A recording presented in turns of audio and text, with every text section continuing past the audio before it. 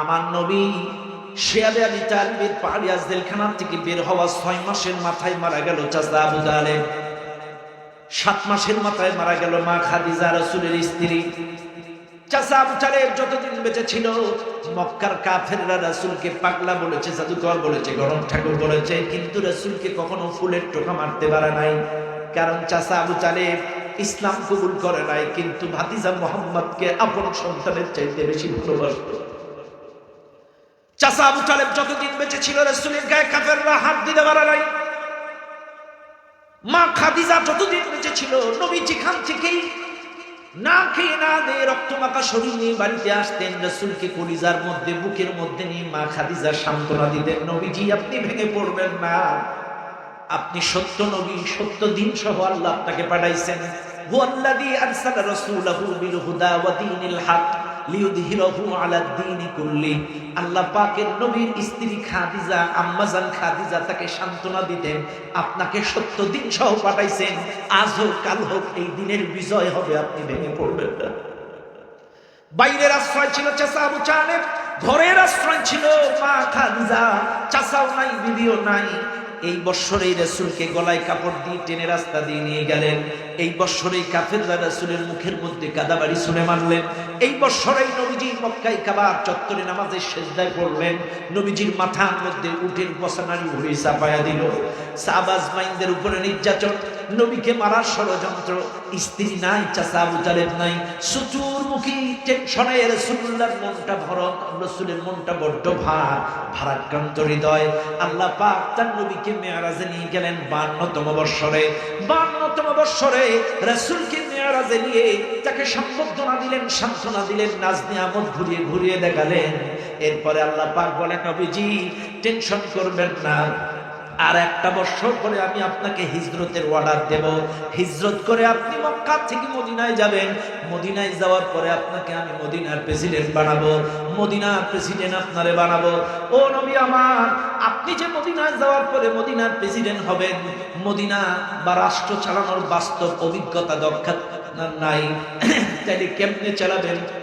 আল্লাহ পাক মেরাজে নিয়ে তাকে মূলনীতি শিক্ষা দিলেন এবং রাসূলকে 14 দফা কর্মসূচি উপহার দিলেন। রাসূল ওই মূলনীতি শিক্ষা নিয়ে 14 দফা নিয়ে মেরাজ থেকে নেমে এলেন। নেমে আসার পরে একটা বছর পরে জুলুম, নির্যাতন, নিপীড়নের কারণে ওয়াল্লাযীনা হাজারু ফিল্লাহি মিন বা'দি মা যুলিমু লানুবাযিআন্নাহুম ফিদ দুনিয়া হাসানাহ ওয়া লা আজরুল আখিরাতি আকবার লাউ কানু ইয়ালামুন। একটা বছর পরে জুলুমের শিকার হয়ে রাসূল যখন হিজরত করে মদিনায় গেলেন, বদর, উহুদ, খন্দক লড়াই করে এই চেয়ারে আমার নবী বসলেন। এই চেয়ারে কে বসলেন? কে বসলেন? রাসূল এই চেয়ারে বসলেন। কোন রাসূল? যেই রাসূলকে মক্কার কাফেররা পাগলা বলেছে, জাদুকর বলেছে, গণক ঠাকুর বলেছে, কিন্তু কখনো মিথ্যাবাদী বলতে পারে নাই, কখনো রাসূলকে চরিত্রহীন বলতে পারে নাই, কখনো রাসূলকে নীতিভ্রষ্ট বলতে পারে নাই, কখনো রাসূলকে দখলবাজ বলতে পারে নাই। চাইলে এই লোকটাকে মক্কার কাফেররা বলেছে আল আমিন, এই লোকটাকে মক্কার কাফেররা বলেছে সাদিক। তার মানে হলো রাসূল সত্যবাদী, রাসূল বিশ্বস্ত, মক্কার সবচাইতে ভালো মানুষ, সত্যবাদী ব্যক্তিটা, সৎ ব্যক্তিটা, চরিত্রবান মানুষটা এই চেয়ারে বসলো। সৎ ব্যক্তি সাথে চালু করলো আল্লাহর দেওয়া মূলনীতি, অর্থাৎ কোরআনের আইন। চেয়ারে বসলো সৎ ব্যক্তি, সাথে চালু করলো কোরআনের আইন। সৎ ব্যক্তির শাসন আর কোরআনের আইন যখন চালু করলো, মদিনা হয়ে গেল 10 বছরে সোনার মদিনা। এতদিন ছিল মদিনা সৎ ব্যক্তির শাসন আর কোরআনের আইনের কারণে হয়ে গেল সোনার মদিনা। এবার আসেন বাংলাদেশে আসি। মালয়েশিয়া স্বাধীন হয়েছে 1963 সালে, আর বাংলাদেশ স্বাধীন হয়েছে 1971 সালে। শিক্ষিত মানুষ বুঝবেন, বাংলাদেশ স্বাধীন হয়েছে 1971-এ, আর মালয়েশিয়া স্বাধীন হয়েছে 1963। মাত্র 8 বছরের ডিস্টেন্স। মালয়েশিয়া বর্তমান 2025-এ সেকেন্ড সিঙ্গাপুর। এইবার আসেন বাংলাদেশ, সোরপুর। কথা কানা কিপুর, সোরপুর, ডাকাতপুর। 1963 সালে স্বাধীন হয়ে যদি মালয়েশিয়া হতে পারে সেকেন্ড সিঙ্গাপুর, বাংলাদেশ 71 স্বাধীন হয়ে কেন হলো না? চোরের কারণে হয়নি। আল্লাহ বাংলাদেশে পাথরের খনি দিয়েছে, কয়লার খনি দিয়েছে, বালির খনি দিয়েছে, লোহার খনি দিয়েছে, গ্যাসের খনি দিয়েছে, কিন্তু চোরের খনির কারণে এগুলোর সুব্যবহার হয়নি। এবার আসেন, মদিনা যদি সৎ ব্যক্তির শাসন আর আল্লাহর আইনের কারণে সোনার মদিনা হতে পারে, এই বাংলাদেশটা সোনার বাংলাদেশ 54 বছরে মুখে শুনেছেন, বাস্তবে কি দেখতে চান না? এইবার আসেন, এই বাংলাদেশ যদি প্রকৃত অর্থে সোনার বাংলাদেশ দেখতে চান, ওই মদিনাবাসী যেমন সৎ ব্যক্তির শাসন আর আল্লাহর আইন চালু করার কারণে সোনার মদিনা হলো, আল্লাহর কসম এই বাংলাদেশটাও সোনার বাংলাদেশ হবে যদি সৎ ব্যক্তির শাসন আর আল্লাহর আইন যদি একত্রিত হয়ে যায়। কথা বলেন ঠিক না বেঠে? এবার আপনারা বলেন, রাসূলের উম্মত কারা কারা? আমার সাথে হাত তোলেন। কে কোন দল করেন আমি জানি না, কিন্তু আমরা সবাই রাসূলের উম্মত। নামের আগে মুহাম্মদ লিখি, রাসূলুল্লাহ সুপারিশের আশা করি। হাত নামান। এবার আমার সাথে জবাব দেন, আমরা যদি রাসূলের উম্মত হই, নামের আগে যদি মুহাম্মদ লিখি, কিয়ামতে যদি রাসূলুল্লাহ সুপারিশের আশা করি, রাসূল যদি 10 বছর কোরআন দিয়ে চালাইতে পারে, আমরা রাসূলের উম্মত। আগামী 5 বছর বাংলাদেশটা কোরআন দিয়ে চলুক, রাসূলের উম্মত হিসেবে এটা আমাদের চাইস কিনা? কথা বলেন ঠিক না বেড়ে? কারা কারা রাজি আছেন 5 বছর কোরআন বাংলা দিয়ে দিয়ে চলুন?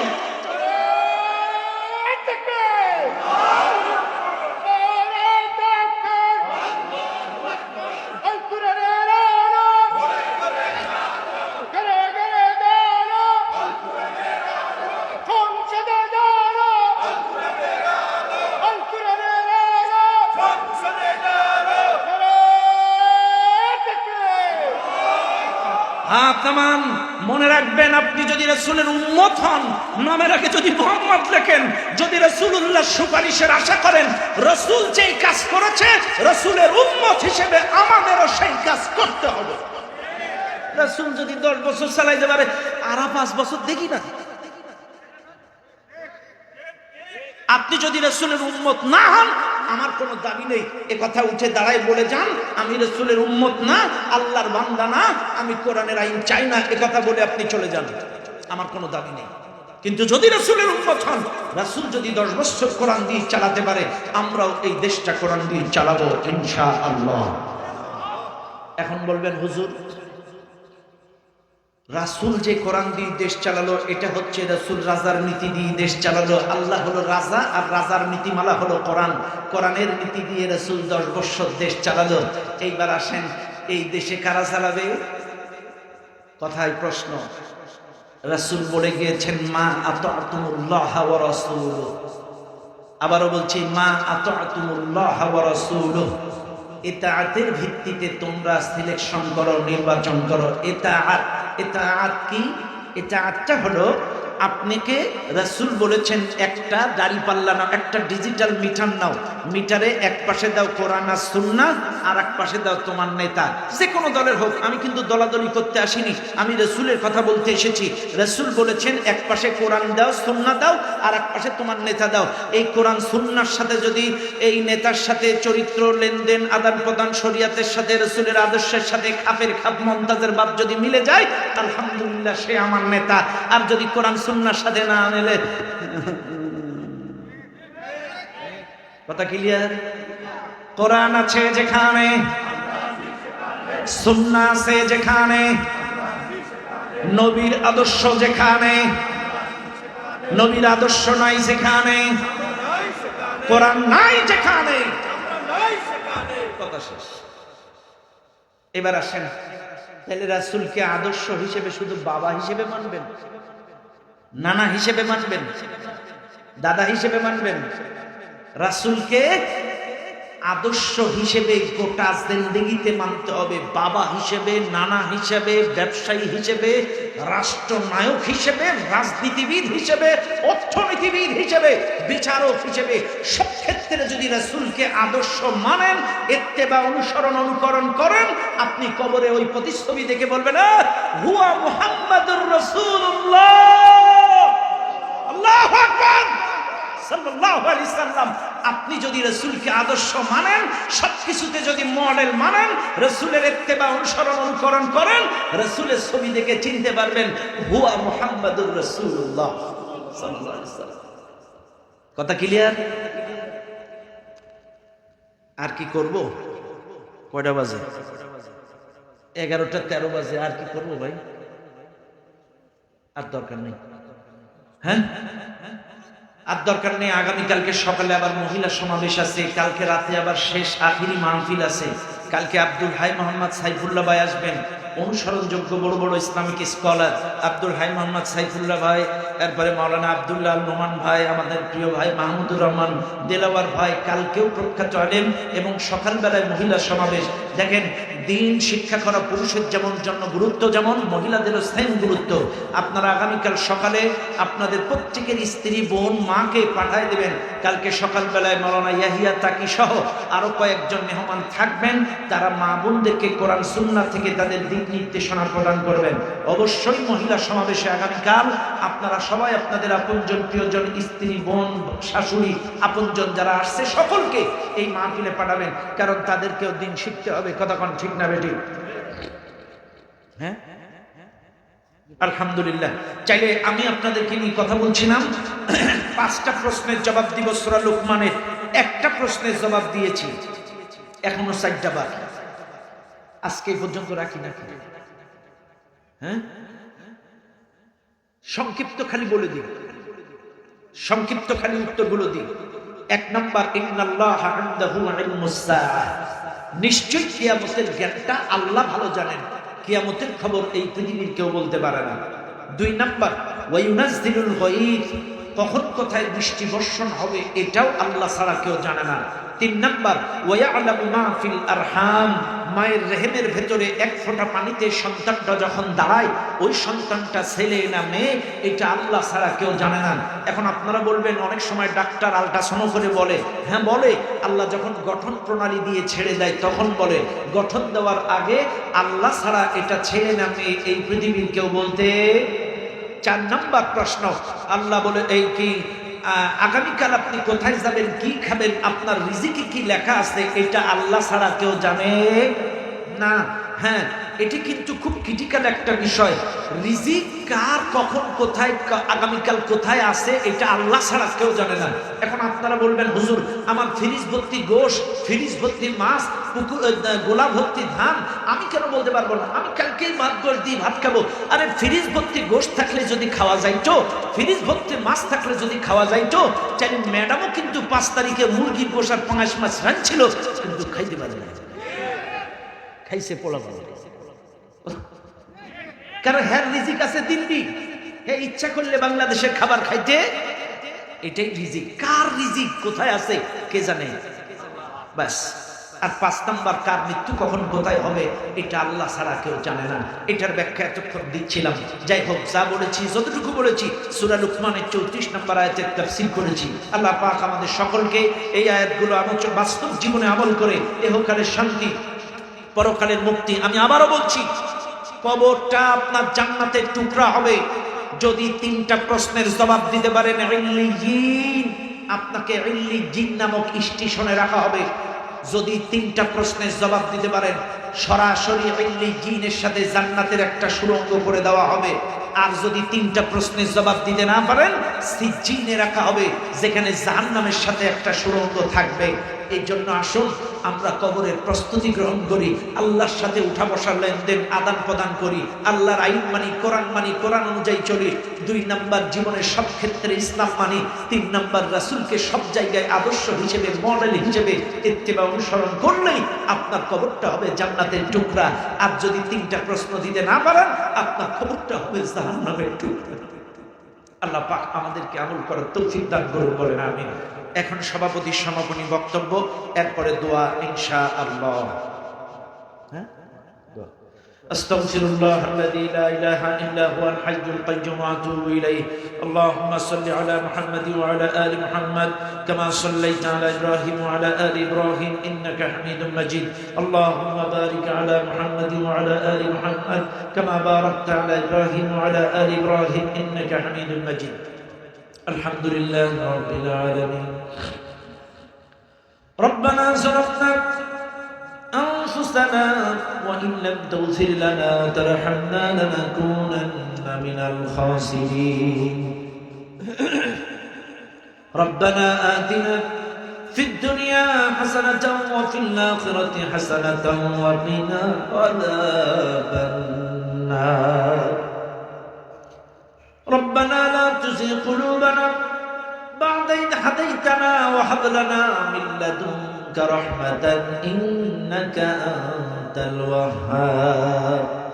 আল্লাহ তাআলা, আমি গুনাহগার, তোমার দিনদার পরেজগার বান্দা বান্দীদের নিয়ে গভীর রজনী পর্যন্ত আজকের এই মাহফিলে যত আলোচনা করলাম, সুজানগর ইসলামী সমাজ কল্যাণ পরিষদ কর্তৃক আয়োজিত 17তম অধিবেশনে 17তম বাৎসরিকে দ্বিতীয় রজনীতে যত আলোচনা আমি করলাম, আল্লাহ, আমি মানুষ ভুলের উঠতে নয়, আল্লাহ আমার আলোচনার ভিতর দিয়ে কোনো ত্রুটি বিচ্যুতি যদি হয়ে যায়, আল্লাহ আমার ভুলগুলো মাফ করে দিই, বাদ বাকি তোমার দরবারে ইলাহিতে কবুল করে নাও রব্বুল আলামিন। এর মধ্যে যত সওয়াব রহমত বরকত তুমি দান করেছো, সর্বপ্রথম দয়ার নবী মায়ার নবী বিশ্ব নবীর রওজা মুবারকে পৌঁছায়া দাও।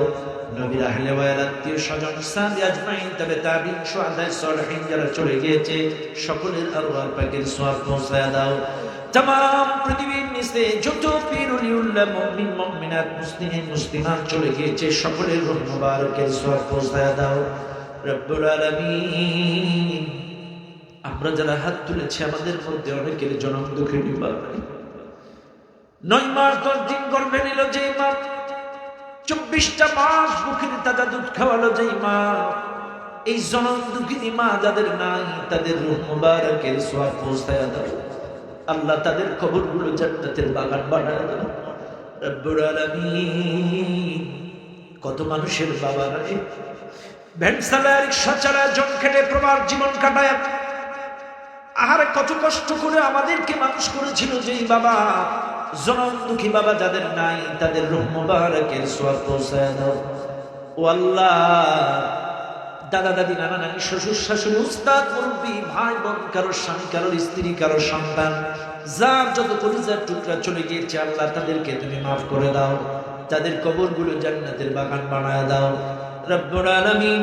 সুজানগরের মাটির নিচে যত মুসলমান শস্য পরিমাণ ঈমান নিয়ে চলে গিয়েছে তাদের রূহ মুবারকের সওয়াব পৌঁছায় দাও। ডানে বামে সামনে পেছনে যত কবরস্থান আছে এই সুজানগরের মাটির নিচে প্রত্যেকের জীবনের গুনাহগুলো মাফ করে দাও, তাদের কবরগুলো জান্নাতের বাগান বানায় দাও। সুজানগরের ময় মুরব্বী আপনজন প্রিয়জন যারা অসুস্থ আছে আল্লাহ সুস্থতা দান করে দাও। কত মানুষ বিছানা শয্যা দীর্ঘদিন বিছানায় পড়ে আছে আল্লাহ, তুমি ডাক্তারের ডাক্তার, এলাকার ময় মুরব্বী আপনজন প্রিয়জন যারা অসুস্থ সকলকে শিফায়ে কামেলা আজলা দান করে দাও রব্বুল আলামিন। আল্লাহ ইসলামী সমাজ কল্যাণ পরিষদের সাবেক অর্থ সম্পাদক হাফেজ আমিরুজ্জামান, আল্লাহ তিনি গত বছর ইন্তেকাল করেছেন, কোরআনের হাফেজ, এই সমাজ কল্যাণের অর্থ সম্পাদক ছিল। আল্লাহ তোমার কাছে দোয়া করি আল্লাহ এই কোরআনের পাগলটাকে জান্নাতের মেহমান বানাও আল্লাহ, তার কবরটাকে জান্নাতের বাগান বানাও, কবরের সাথে জান্নাতের সংযোগ করে দাও আল্লাহ তাআলা। 17তম অধিবেশনে 17 বছরে যারা এই মাহফিলের সাথে সম্পৃক্ত ছিল অনেকেই আজকে নাই। এই কমিটির ভিতরে সদস্য ছিল 17 বছরে, অনেকে আজকে বিকবরে চলে গেছে, তাদেরকেও তুমি মাফ করে দাও, তাদের কবরগুলো জান্নাতের বাগান বানায় দাও, তাদের কবরের সাথে জান্নাতের সংযোগ করে দাও আল্লাহ। 17 বছর এই মাঠে বসে যারা শ্রোতার কাতারে ওয়াজ শুনেছে অনেকে আজকে হয়তো নাই আল্লাহ, তাদেরকেও মাফ করে দাও। যাদের কবরগুলো জান্নাতের বাগান বানায় দাও। ইসলামী সমাজ কল্যাণ পরিষদকে আল্লাহ কবুল করে নাও।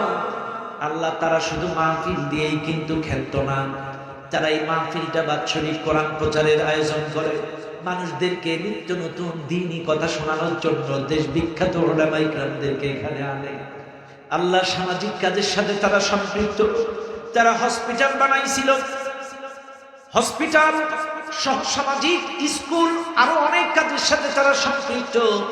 ও কাবার মালিক, এই ইসলামী সমাজ কল্যাণ পরিষদকে আল্লাহ তুমি কবুল করে নাও। এই সমাজ কল্যাণ পরিষদের সাবেক বর্তমান সকল দায়িত্বশীলদেরকে কবুল করে নাও। তাদেরকে এক একজন আলী রাদিয়াল্লাহু তাআলা, আবু বকর রাদিয়াল্লাহু তাআলার মতো কবুল করে নাও। জুনিয়র যারা খালিদ বিন ওয়ালিদ, আব্দুল্লাহ বিন হুযায়ফার মতো কবুল করে নাও রব্বুল আলামিন। এই সমাজ কল্যাণ পরিষদ যারা অর্থ দিয়ে, শ্রম দিয়ে, বুদ্ধি দিয়ে, পরামর্শ দিয়ে এই সামাজিক কাজগুলো মাহফিলটা বাস্তবায়ন করে, 1000, 2000, 10,000, 20,000, 10,000, 5,000 যে যেমন করে এই মাহফিলের জন্য সহযোগিতা করে, প্রত্যেকের দান তুমি কবুল করে নাও। সকলের দান তুমি কবুল করো, সকলের হালাল উপার্জনে বরকত দাও, জীবনের গুনাহ মাফ করে দাও। এই দানের বদৌলতে তাদের মনের নেক মাকসুদ পূরণ করো। আল্লাহ তোমার কাছে মুসাফির মানুষ দোয়া করি, এই সুজানগরের পড়ালেখার মানুষগুলোর প্রধান আয়ের উৎস হলো আতর আগুন। আল্লাহ তোমার কাছে দোয়া করি, আল্লাহ আতর আগুনের ব্যবসায় তুমি বরকত বাড়ায়া দাও। আতর আগুনের গাছগুলোকে আল্লাহ তুমি হেফাজত করো, ভাইরাস থেকে, ঝড় তুফান থেকে, আসমানি গজব, জমিনি গজব থেকে তাদের এই আতর আগুনের বাগানগুলো তুমি রক্ষা করো। আল্লাহ যারা প্রবাসে আছে, প্রবাস জীবন নিরাপত্তা দাও। প্রবাসীদেরকে 5 ওয়াক্ত নামাজি বানাও। প্রবাসী সকল সদস্যগুলোকে কবুল করে নাও। আল্লাহ তাদের পরিবারগুলো কবুল করে নাও। আল্লাহ দেশে যারা আছে তাদেরকে কবুল করো। যারা যাওয়ার নিয়ত করেছে সহি সালামতে যাওয়ার তৌফিক দাও। ও আল্লাহ, যেই বাড়িতে খাওয়া দাওয়া করলাম, বিশ্রাম করলাম, আল্লাহ আমার সাজ্জাদ ভাইদেরকে কবুল করে নাও। তাদের পরিবারের উপর রহমত বরকত নাজিল করে দাও। আল্লাহ আমার বকুল ভাইকে কবুল করো, তার হালাল উপার্জনে বরকত দান করো। আমার লিয়াকত ভাইকে কবুল করো, মারজান ভাইকে কবুল করো। আল্লাহ সকলের নাম আমার মুখস্থ নাই, কিন্তু মনে বড় আশা, যদি মুখস্থ থাকতো আমি বলতাম, কিন্তু তুমি তো আমার অন্তরের খবর জানো। স্টেজে যারা আছে, ডানে বামে যারা আছে, এই কমিটির সকল সদস্যগুলোকে আল্লাহ কবুল করো, সুস্থ এবং নেক হায়াত দান করো। আল্লাহ পেছনে ইউনিয়ন পরিষদটাকে কবুল করো। আশেপাশে যত দ্বীনি প্রতিষ্ঠান আছে আল্লাহ কবুল করো। সুজানগরের বাজারের সমস্ত ব্যবসায়ীর হালাল উপার্জনে বরকত দান করো। সকল দোকানে বেচাকেনা বাড়ায়া দাও। আল্লাহ খাস করে মাহবুব, এই মাহফিলে যত মানুষ আছে আল্লাহ তুমি কবুল করো। সভাপতি বাজানকে কবুল করো। আল্লাহ গতকাল এবং আজ যেমন সুস্থ সুশৃঙ্খল ভাবে সমাপ্ত হলো, আগামীকালকের মহিলা সমাবেশ এবং রাতের মাহফিলটাও তোমার কুদরতি নজরে তুমি হেফাজতে করে সুশৃঙ্খল ভাবে সমাপ্ত হইতে পারে তুমি কবুল করে নাও। আল্লাহ আজকের মাহফিলের দূর দূরান্ত থেকে যারা আসছে আল্লাহ তুমি কবুল করো। আজকের মাহফিলের সমস্ত আলোচনাগুলো আমল করার তৌফিক দাও। আল্লাহ আল্লাহ তুমি দেখো, আমি যদি এখনো ওয়াজ করতাম তোমার পাগলগুলো উঠতো না। কোরআনের প্রতি যাদের এত টান, আজকের মাহফিল থেকে খালি হাতে ফিরাইয়া দিও না। আমাদের জীবনের ইচ্ছায় অনিচ্ছায় সমস্ত গুনাহগুলো মাফ করে দাও। 5 ওয়াক্ত নামাজ জামাতে আদায় করার তৌফিক দাও। আল্লাহ এই বাংলাদেশ নিয়ে বড্ড স্বপ্ন দেখি। আল্লাহ এই দেশটা কোরআন দিয়ে শাসন হবে, আর এই কোরআনী শাসন চলাকালীন সবাই অংশীদার হবে। দল মত নির্বিশেষে সকল দলের মতের মানুষগুলো এক হয়ে কোরআনী শাসন চালানোর জন্য সহযোগিতা করবে। কোরআনের পাখি শহীদ আল্লামা দিলওয়ার হোসেন সাঈদী রাহিমাহুল্লাহকে লন্ডনের মাটিতে এক সাংবাদিক প্রশ্ন করেছিল, হুজুর, কোন দেশে পূর্ণাঙ্গ কোরআনী শাসন প্রতিষ্ঠা নেই, কোন দেশে যদি পরিপূর্ণ কোরআনী শাসন কায়েম হয় সেটা কোন দেশ হবে? কোরআনের পাখি বলেছিল, ইনশাআল্লাহ সেটা বাংলাদেশ হবে। সেই দিন বেশি দূরে নয়।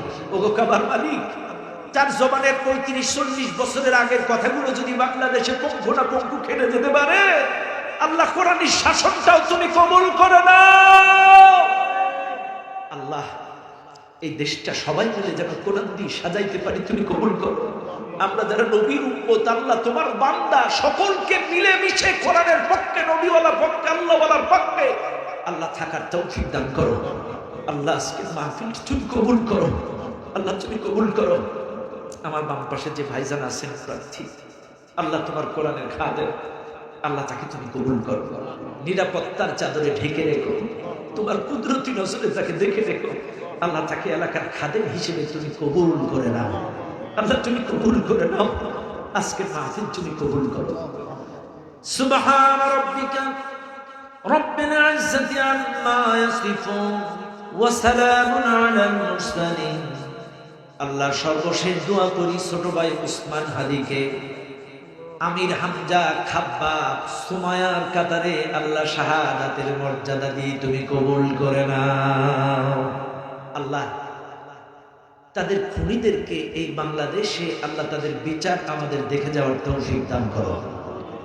যারা এই খুনের সাথে সম্পৃক্ত তাদের চেহারা জাতির সামনে উন্মুক্ত করে দাও। আল্লাহ আমাদের দোয়া কবুল করো। সুবহান রাব্বিকা রব্বিল ইজ্জাতি আম্মা ইয়াসিফুন ওয়া সালামুন আলাল মুরসালিন ওয়ালহামদুলিল্লাহি রাব্বিল আলামিন বিরহমাতিকা ইয়া আরহামার রাহিমিন। আসসালামু আলাইকুম ওয়া রাহমাতুল্লাহি ওয়া বারাকাতুহু।